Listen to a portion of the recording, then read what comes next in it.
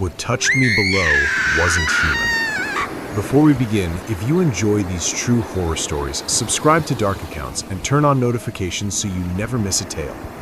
Today, I'm bringing you 4 impossible sightings that occurred at sea, testimonies that defy all logic and prove that the ocean hides secrets humanity has yet to understand. My name is David, and I'm 51 years old. I'm a commercial fisherman out of Portland, Maine, just like my father and grandfather before me. I've spent over 30 years working these North Atlantic waters, fishing for lobster, cod, and haddock. I know every current, every seasonal pattern, every dangerous reef between here and George's Bank. I've fished through nor'easters that nearly capsized my boat, through fog banks so thick you couldn't see your own hand, through winter storms that coated everything in ice. I thought I'd seen everything the Atlantic could throw at a fisherman. But what happened to me in October 2019, about 18 nautical miles southeast of Cape Elizabeth, taught me that the ocean keeps secrets no fisherman should ever discover. There are things that can't be explained. What I experienced that night changed everything. That night, I'd got out alone on my boat, a 32-foot lobster boat called the Mary Catherine that I'd bought used 15 years ago and maintained meticulously. Normally, I fished with my nephew Jake or one of the other guys from the co-op, but Jake had called in sick with the flu and I needed to pull my traps. The National Weather Service forecast was excellent, calm seas predicted, and I had about 200 traps out in a productive area I'd been working for years. I couldn't afford to leave them another day. I left the harbor around 9 p.m. The run out was smooth, the diesel engine humming reliably, stars bright overhead in a clear October sky. I reached my first string of traps around 10:30. The ocean was unnaturally calm for this time of year, flat as glass, not even a swell, just a gentle lapping of water against the hull. The silence was almost eerie, broken only by the engine and the occasional cry of a seagull. I started hauling traps, using my hydraulic pot hauler, pulling them up from about 200 feet. The first few traps came up normally, decent catch of keeper lobsters. But around the 5th trap, I noticed something wrong.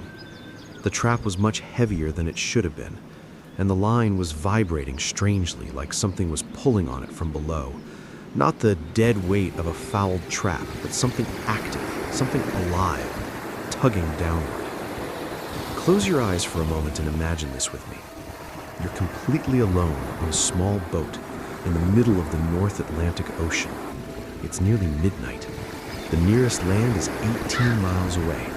The only light comes from a half moon in your boat's deck lights. The silence is so complete you can hear your own heartbeat. And then you feel something wrong. Something pulling on your trap line. Something that doesn't want to come up. I kept hauling, the hydraulic winch straining against the unusual resistance. The trap finally broke the surface, streaming water under my LED work lights. There were lobsters in it, but there was also something else that made me step back instinctively. Seaweed, masses of it, far more than normally catches on a trap. And this seaweed was strange, not the normal brown kelp or green algae. It was dark red, almost purple. And it stank. Not the fresh ocean smell of normal seaweed, but a rotten, putrid stench like something dead and decaying. A smell that stuck in your throat and made your stomach turn. I started pulling the lobsters out and throwing the disgusting seaweed overboard. That's when I found something that made my blood run cold. Tangled deep in the trap's mesh was what looked like human hair. Long, jet black hair, yards of it, wrapped around the metal frame. And it wasn't just a strand or two that might have drifted in from some drowning victim. There were massive amounts of it, thick coils of it, as if someone with hair down to their feet had been caught in my trap. My first terrible thought was that I'd snagged a drowned body. But I checked the trap carefully under my work lights, and there was no body, just hair, masses of it, far too much to have come from one person. Cut it free with my bait knife, feeling sick to my stomach, and threw it overboard into the black water. Maybe it was from some woman who drowned out here, I thought. though the idea of hair separating completely from a decomposing corpse seemed wrong somehow. I decided I'd pulled enough traps for the night. I wanted to get back to port, back to solid ground, away from this place. I stowed my gear and headed for the wheelhouse to fire up the engine and head home. That's when, in the moment of silence before I turned the ignition key, I heard the singing. A woman's voice, clear and beautiful, singing a melody I didn't recognize. It was faint at first, barely audible over the idle of my engine and the gentle slap of waves against the hull. But it was definitely singing, a haunting melody, with words in a language I'd never heard before. Not English, not French or Portuguese or any of the languages you sometimes hear from foreign fishing vessels. Something older. Something that sounded like the words themselves were as ancient as the sea. I killed the engine completely to listen better, breaking one of the cardinal rules of seamanship about never shutting down in open water. The singing became clearer. The melody was beautiful, but deeply sad, like a lament for something lost long ago. It seemed to come from all around me, or maybe from beneath the water. I moved to the starboard rail and looked over the side. The water was so calm I could see my own reflection in the moonlit surface like a dark mirror. And then I saw something else. A shadow beneath the water, large and dark, moving in slow circles around my boat. At first, I thought it might be a whale, maybe a right whale or a humpback that had wandered into the area. But the shape was wrong. Too long, too sinuous. It moved in a way that no whale or fish moves, gliding through the water without apparent effort, almost serpentine. The singing continued, louder now, closer, and the shadow was rising, coming toward the surface. I could see more detail now in the clear water illuminated by my deck lights. It wasn't one creature, or at least not one solid mass. It looked like multiple things intertwined, moving together as a single entity. There were what looked like arms or tentacles writhing slowly in the water. Then it broke the surface right alongside my boat, maybe 10 feet from where I stood. And what I saw made me stumble backward with a strangled cry, tripping over a coil of rope and falling hard on the deck, unable to look away. It was a woman, or something that resembled a woman from the waist up, but not a human woman. The skin was pale, deathly pale, almost gray in the moonlight, with a greenish tint that suggested deep water where sunlight never reaches. The hair was long, impossibly long, black as ink, floating in the water around her head and shoulders like living serpents. But it was her eyes that terrified me most. They were entirely black, no whites visible, no discernible pupils, just two pools of absolute darkness staring at me with ancient, inhuman intelligence. When she smiled, she showed teeth, too many teeth, rows of needle-sharp teeth like a shark's gleaming wet in the moonlight. It wasn't a friendly smile, it was a predator's smile. From the waist down, where human legs should have been, there was something completely different and terrifying. Not an elegant fishtail like in the romantic mermaid stories they tell children. Something far more disturbing and primitive. Tentacles, perhaps, or something like sea snakes, hard to distinguish exactly in the dark water. Multiple appendages writhing independently, some thick as my arm, others thin as rope, all covered with what looked like suckers or spines. She stopped singing when our eyes met. The sudden silence was almost as terrifying as the song had been. Her smile widened impossibly, showing more of those rows of sharp teeth. "Fishermen," she said in perfect English, though her voice had a strange resonance, like it was coming from very far away or very deep down, like the words were traveling through fathoms of ocean before reaching my ears. "You've taken from these waters for many years, taken our fish, our creatures. Tonight, You took something that doesn't belong to you." She pointed with a pale, emaciated arm toward my trap hauler, toward where I'd cut and thrown away that mass of black hair. I understood immediately. The hair had been hers, or belonged to her kind. "I'm sorry," I managed to say, my voice shaking so badly I barely recognized it. "I didn't know. It was an accident. I threw it back. Please." She tilted her head, studying me like a bird of prey examines a trapped mouse. Considering my words, those black, bottomless eyes never blinked. "You returned it, yes. That's good. But now you've seen us, and those who see us, fishermen who discover what truly inhabits these deep waters, must choose. They can join us here in the depths where sunlight never reaches, where we've reigned since before your ancestors built their first boats, or they can leave and never, ever return to these specific waters."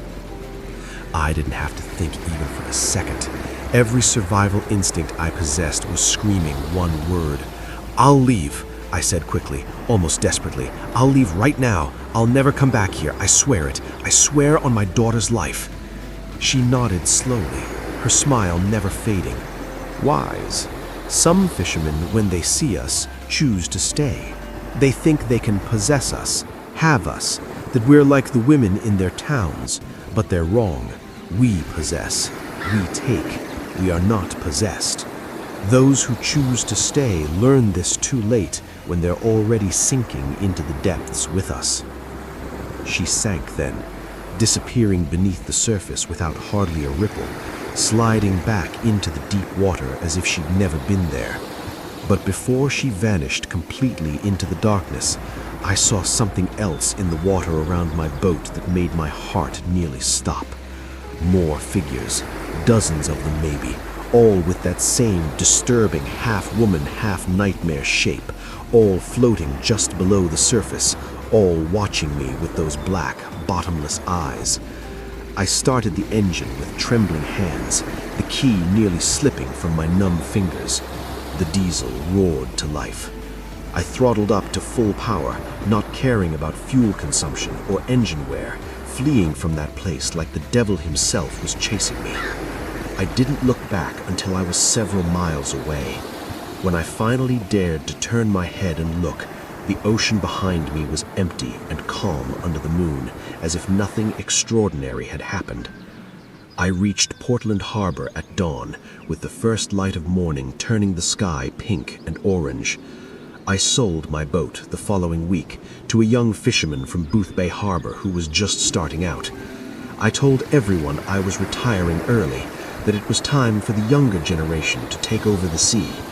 My nephew Jake took over my license, but I made him promise solemnly that he'd never, under any circumstances, fish that specific area southeast of Cape Elizabeth. I told him there were better spots, safer areas, more productive grounds. I never told him the truth. How could I? He'd think I'd lost my mind, that the sea had finally stolen my sanity. But I researched quietly. I spent weeks at the Portland Public Library, searching through old maritime archives, collections of New England folklore, books on nautical legends. I found scattered references to women of the water, creatures supposedly living in the deep Atlantic off the Maine coast. Some called them mermaids, but the descriptions didn't match the romantic fairy tale mermaids of children's stories. These were described as ancient, dangerous, predatory. The oldest legends, some recorded by shipwreck survivors in the 1700s, said they'd been there since before humans sailed these waters, that they're the true owners of the North Atlantic, and that occasionally, when humans become too greedy or too bold, they emerge to remind us who really rules the sea. I never went back to commercial fishing. Now I work at a marine supply store on the waterfront, selling rope and tackle to other fishermen. An honest job that keeps me on dry land. And when I look at the ocean from the dock, especially on nights with a full moon, I sometimes wonder how many of my fellow fishermen have seen what I saw. How many made that same choice between leaving or staying. How many chose to stay and never returned to port, reported as lost at sea? Victims of storms or accidents that never actually happened. Leave a like if you're enjoying this, and tell me in the comments, have you ever experienced something paranormal at sea or anywhere else? I'd love to read your story. But David's experience isn't the only one I've heard about disturbing encounters in American waters. In fact, I recently spoke with Jennifer, a 32-year-old professional scuba diving instructor who works in the Florida Keys. What happened to her during a deep technical dive in December 2021 near Key Largo demonstrates that the most terrifying things in the ocean aren't at the surface, but in the depths where sunlight never penetrates. Jennifer has been diving professionally for 12 years. She's logged over 5,000 dives, many of them to extreme depths exceeding 200 feet. In December 2021, she was guiding two experienced technical divers, a married couple from Canada, on an exploration of a deep reef system at 220 feet off Molasses Reef in the Florida Keys National Marine Sanctuary. There are things that can't be explained. What I experienced that night changed everything. They entered the water from a dive boat around 2 p.m. Conditions were perfect. Calm seas, visibility over 100 feet, no current. They were using Trimix breathing gas for the extreme depth, and each diver carried multiple decompression bottles for the ascent. Jennifer had planned the dive meticulously, calculating all the necessary decompression stops. This was routine for her. They descended along a guideline, equalizing pressure regularly. At 150 feet, Jennifer checked her dive computer and both her divers. Everything was perfect. At 200 feet, they reached the deep reef, a stunning wall of coral and sponges dropping off into the abyss, home to species rarely seen by recreational divers. They were exploring the reef, taking photos, when Jennifer noticed something strange. The water temperature dropped dramatically. In the Florida Keys, even in December, the water temperature at depth is usually stable around 72 to 74 degrees Fahrenheit. But now, Jennifer felt intense cold penetrating her thick 7mm wetsuit. You would feel that cold, like thousands of ice needles piercing your skin. Your muscles would want to contract involuntarily. Your fingers would go numb inside your thick gloves, losing their precious dexterity. She checked her dive computer. The temperature reading showed 52 degrees Fahrenheit. Impossible. It had to be a sensor malfunction. But both her divers were signaling frantically, rubbing their arms, clearly feeling the abnormal cold too. Then their lights started failing. All three of their primary dive lights, powerful LEDs, began flickering in sync. Jennifer had personally checked and charged all batteries that morning. Modern LED lights don't do this. Jennifer made the decision to end the dive immediately. Something was wrong. She gave the thumbs-up signal for ascent, but when she turned to orient herself toward the ascent line, she saw something that froze her in place. Below them, in the darkness of the deep water that dropped off to over 600 feet, there were lights. Not lights from other divers or boats, pale blue lights pulsing slowly like heartbeats, and they were rising, approaching rapidly. There were hundreds of them, maybe thousands, creating complex geometric patterns in the black water. And with the lights came shapes, massive shapes, moving with fluid grace that matched no marine animal Jennifer knew. One of the shapes approached close enough to be partially illuminated by their lights. What Jennifer saw didn't resemble anything she'd encountered in 12 years of professional diving. It was huge, maybe 60 feet long, with a form that vaguely suggested a jellyfish, but much larger and with bizarre appendages. Its skin was translucent, revealing internal organs that glowed with that pale blue light. The thing had what looked like eyes, multiple pairs of them, all fixed on the group of human divers, and an opening that could be a mouth, slowly opening and closing, revealing something like teeth or bioluminescent filters.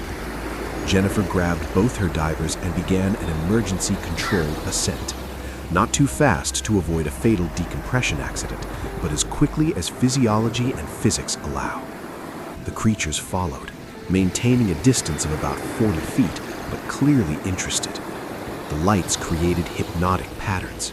Jennifer had to avoid looking directly at them because they caused vertigo, as if the patterns were designed to affect the human brain. The Canadian couple seemed to be falling into a trance, staring at the lights. Jennifer had to physically shake them to break the spell. They made the mandatory decompression stops at 100 feet, 70 feet, 50 feet, 30 feet, 20 feet, and 10 feet. Each stop was an eternity of terror, hanging motionless while those things circled below. At one point, one of the creatures came so close that Jennifer could see details on its translucent skin. There were marks or patterns, like tattoos or natural scarring, forming designs that seemed to have meaning. Finally, after 43 minutes of terrifying ascent, they broke the surface.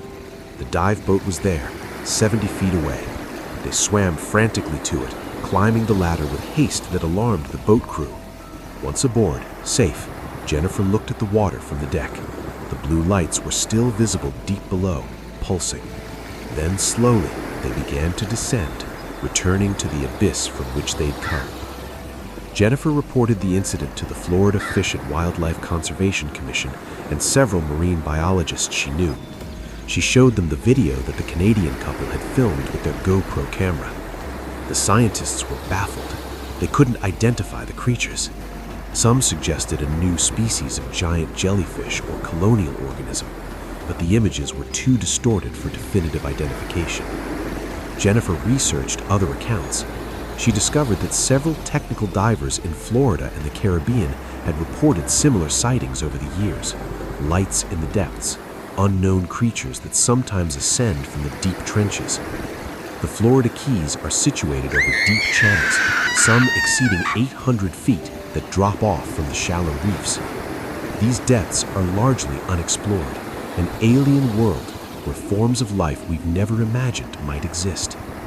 Jennifer continues diving because it's her profession and passion, but she no longer does dives deeper than 100 feet under any circumstances.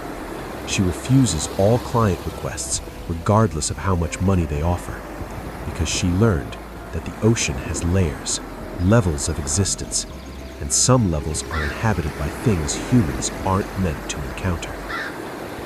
Speaking of the ocean's unexplored depths, I need to share the story of Robert, a 58-year-old merchant marine officer who sailed every ocean in the world for 38 years. His experience in the Pacific Ocean in March 2022, thousands of miles from any land, involves something his entire crew of 19 experienced sailors witnessed, something that haunted them for months, something the shipping company specifically ordered them never to mention publicly.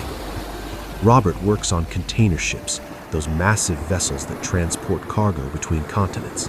These are long voyages, sometimes 8 weeks at sea without touching land. In March 2022, he was aboard the Pacific Star, a container ship 900 feet long, traveling from Long Beach, California to Yokohama, Japan, crossing the vast North Pacific. There are things that can't be explained. What I experienced that night changed everything. It was the 13th day of an 18-day voyage. They were in the absolute middle of the Pacific. According to the ship's GPS, over 1,500 miles from the nearest land in any direction.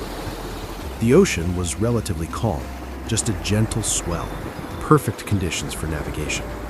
Robert had the midnight to 4 a.m. watch, monitoring instruments on the bridge. Around 1:45 a.m., he noticed something strange in the water around the massive ship. The ocean was glowing with bioluminescence, which wasn't particularly unusual in Pacific waters. Microscopic plankton often glows when disturbed by water movement. But this glow was different from any normal bioluminescence Robert had seen in 38 years at sea. It was more intense, more organized, more intentional. The glow formed perfect geometric patterns in the water, concentric circles expanding from a specific point about 500 feet off the ship's bow. The circles kept expanding, getting larger and larger, pulsing with a steady rhythm. And then Robert saw that something was emerging slowly at the exact center of the circles. Something large, something massive, something that shouldn't exist. At first, under the dim light of stars and the ship's navigation lights, it looked like a small island, a dark, solid mass rising gradually from the ocean. But Robert knew from the nautical charts that there was no island, no rock, no shoal in this area of the Pacific. The ocean here was over 15,000 feet deep, one of the deepest places on the planet. There couldn't be land emerging. And yet, there it was. A smell arrived then, carried by the night breeze toward the ship. Pungent, organic, nauseating, like dead fish rotting in the sun for weeks, mixed with something chemical and acrid that burned the nostrils and made eyes water. The kind of smell that makes your stomach revolt involuntarily and your entire body want to flee from the source. Robert immediately sounded the general alarm, a piercing sound that woke the entire crew. Within minutes, Captain William Harrison, a Texan with 42 years of sea experience, was on the bridge with the first mate and several crew members. What they saw defied all explanation. Emerging from the water was something that looked like an island, but was moving, was alive. It was enormous, perhaps the size of the ship itself, 900 feet long, a dark, irregular mass rising slowly from the depths. A sound came from the thing, a deep, vibrating sound that was felt as much as heard, a low rumble that made the steel hull of the container ship vibrate, like the creature, whatever it was singing or communicating. Then the smell hit them full force, a horrible stench of marine decay, dead fish, decomposition, carried on the wind. Several crew members vomited over the rail. The captain ordered all the ship's searchlights directed at the thing. Under the intense light of thousands of watts, they could finally see it clearly. And what they saw was impossible. It was a living creature, not an island. It had a vaguely spherical shape, like a giant egg, but with protrusions and appendages everywhere. Its surface was covered densely with encrusted marine life, barnacles the size of dinner plates, enormous mussels, hanging seaweed, giant anemones. But between these encrustations, you could see what appeared to be the creature's skin, something gray and wrinkled like ancient leather. And there were markings on that skin. Deep scars as if the creature had survived battles with other sea monsters. Holes that could be vents or sensory organs. And something that disturbingly resembled eyes.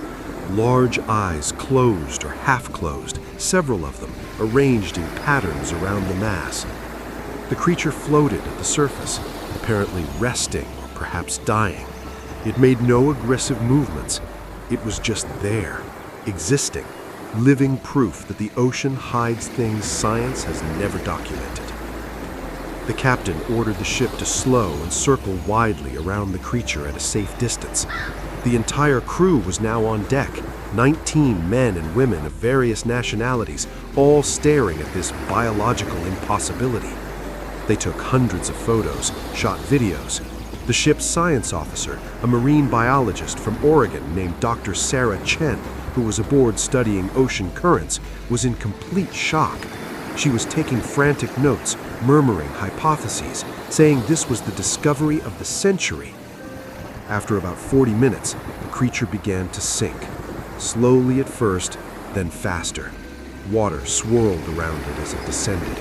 Within minutes, it had completely disappeared, leaving only concentric waves and that horrible smell lingering in the air.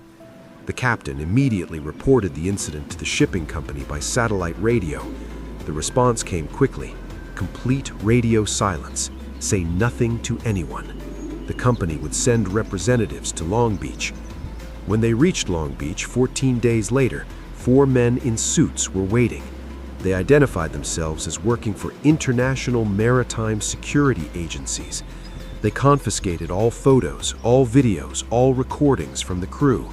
They explained that what the crew had probably seen was a deep-sea creature that had surfaced to die, which sometimes happens with large marine animals. They said publishing information could cause unnecessary panic or attract dangerous thrill seekers to deep ocean areas. Each crew member had to sign strict non-disclosure agreements. They were told that speaking publicly could result in loss of maritime licenses and legal action. Robert signed, like everyone else. He needed his job. But he kept his personal notes, his descriptions of what he saw. And he shared them with me in 2024 when he was approaching retirement. He told me that what troubled him most wasn't the creature itself, but the authorities' response. How quickly they appeared with their prepared documents, as if they already knew these things existed, as if they were actively hiding the truth about what really lives in the ocean's depths. Robert continues sailing, but he's obsessed with collecting similar testimonies from other mariners. He's compiled dozens of nearly identical stories, sightings of impossible creatures, followed by official cover-ups, threats, confidentiality agreements. He asked me what I thought they were hiding. I told him the truth. I don't know. But the ocean covers 70% of our planet, and we've explored less than 5% of its depths. There's more strange life down there than anywhere else on Earth. And maybe some things are so strange that those in power prefer the public never knows they exist. To close these disturbing accounts from the sea, I want to share the experience of Michelle, a 44-year-old marine biologist specializing in the study of humpback whales. She works for the Alaska Whale Foundation. Her encounter during whale research off the coast of Alaska in August 2023 involves something that defies all her scientific understanding of animal behavior, something that suggests whales know things about the ocean we don't, and that they sometimes try to warn us or protect us. There are things that can't be explained. What I experienced that night changed everything.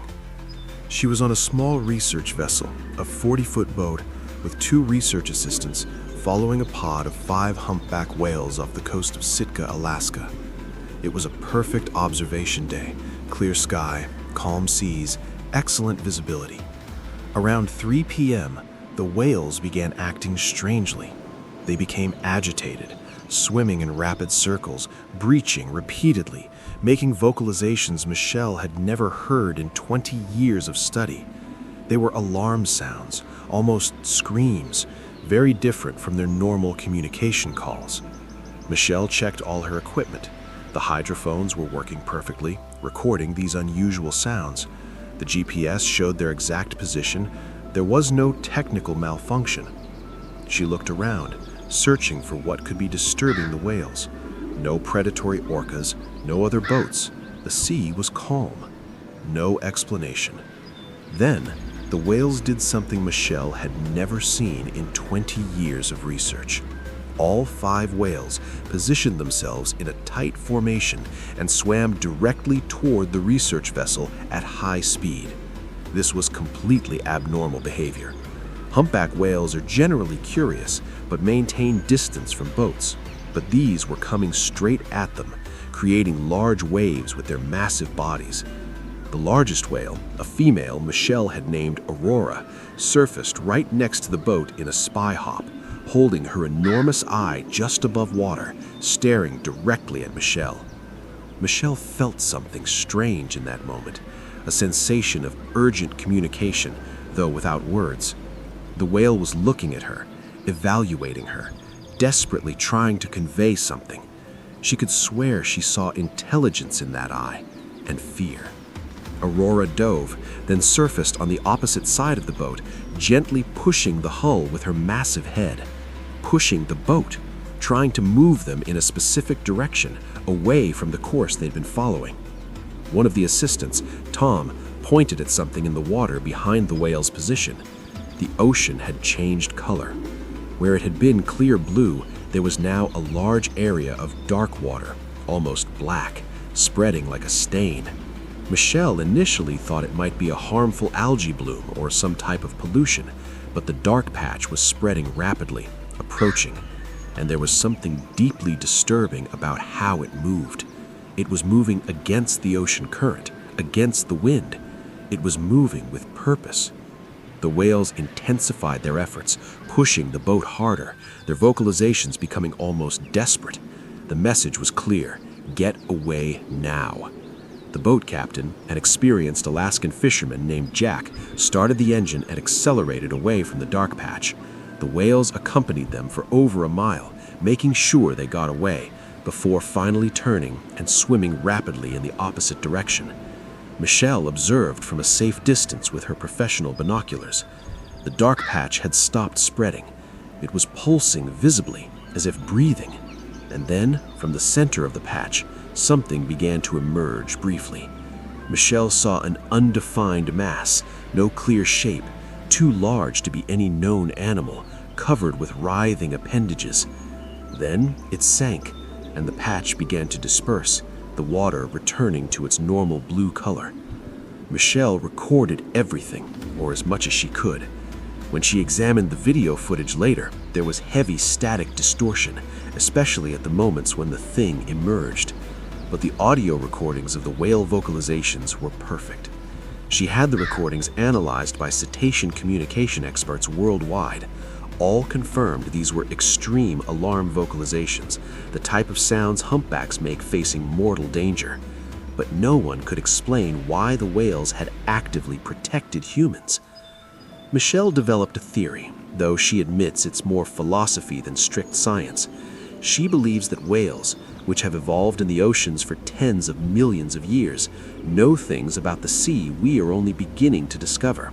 That they've seen these things, these entities that sometimes emerge from the depths, and she believes whales understand on some level that humans are ignorant of these dangers, that we are like children playing in a place we don't comprehend, and that some whales, the most intelligent ones, feel a need to protect us from our own ignorance.